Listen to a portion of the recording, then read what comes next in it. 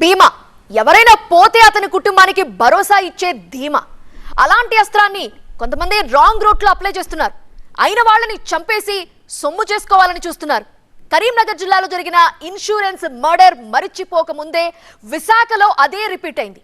మామని చంపి అల్లుడు సొమ్ము చేసుకోవాలి అనుకున్నాడు. బట్ కథ ఆదిలోనే బెడిసి కొట్టింది. అదెలానో మీరే చూడండి.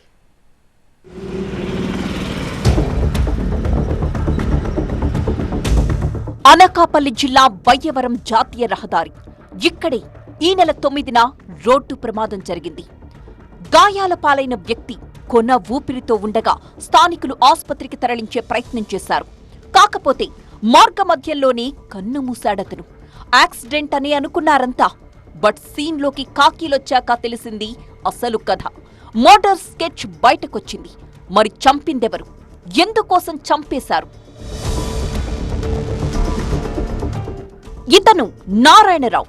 లోకల్ గా ఉండే సిమెంట్ ఫ్యాక్టరీలో కూలీగా పనిచేసేవాడు. సంపాదన అంతంత మాత్రమే. అయినా కుటుంబానికి ఏ లోటు రానియకుండా చూసుకున్నాడు.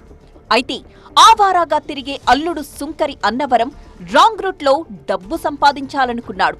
ఇందుకోసం మామ నారాయణరావును చంపాలనుకున్నాడు. ఊరికే చంపితే డబ్బులెవరిస్తారు? అదే ఇన్సూరెన్స్ చేయించి డ్రామా ప్లే చేస్తే నోట్ల కట్టలు నడుచుకుంటూ వచ్చేస్తాయని లెక్కలేసుకున్నాడు. ఇదే విషయాన్ని మనవడు జ్యోతిప్రసాద్ కు వివరించాడు.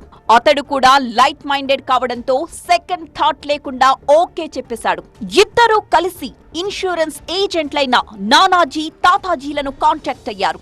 అంతా కలిసి నారాయణరావుకు మాయమాటలు చెప్పి సంతకాలు తీసుకుని 1,08,00,000 రూపాయల బీమా చేయించారు. ఈ నెల 9న నారాయణరావుకు స్పాట్ పెట్టారు. డ్యూటీ అయిపోయాక ఇంటికెళ్తుండగా మూకుమ్మడిగా దాడి చేశారు. ఆ తరువాత రోడ్డు ప్రమాదంగా చిత్రీకరించి అక్కడి నుంచి చల్లగా జారుకున్నారు. ఇన్ఫర్మేషన్ అందగానే స్పాట్ కి వెళ్లారు పోలీసులు. సీన్ ఆఫ్ ఎఫెన్స్ చూస్తే రోడ్డు ప్రమాదం ఆనవాళ్లేవి అక్కడ కనిపించలేదు. ఏం జరుగుంటుందా అని కుటుంబ సభ్యుల్ని ఆరా తీస్తే మనవడు, అల్లుడు పొంతడలేని సమాధానాలిచ్చారు. అదుపులోకి తీసుకుని విచారిస్తే ఈ ఇన్సూరెన్స్ మర్డర్ కథని రివీల్ చేశారు. నలుగురు నిందితుల్ని పోలీసులు అరెస్ట్ చేశారు. బరి తెగించిన వీళ్ల నిర్వాకం విని కుటుంబ సభ్యులంతా అవాక్కైపోయారు. వీళ్లను ఉపేక్షిస్తే రేపటి రోజున తమను కూడా చంపేస్తారని ఆందోళన వ్యక్తం చేశారు. కఠిన శిక్షలు అమలు చేస్తేనే ఇలాంటి ఘటనలు మళ్లీ మళ్లీ జరగకుండా ఉంటాయన్నారు. ఈ మధ్య కరీంనగర్ జిల్లా సుల్తానాబాద్ లో కూడా ఇలాంటి ఘటనే జరిగింది. ఇన్సూరెన్స్ డబ్బు కోసం సొంత అన్ననే చంపేశాడు తమ్ముడు.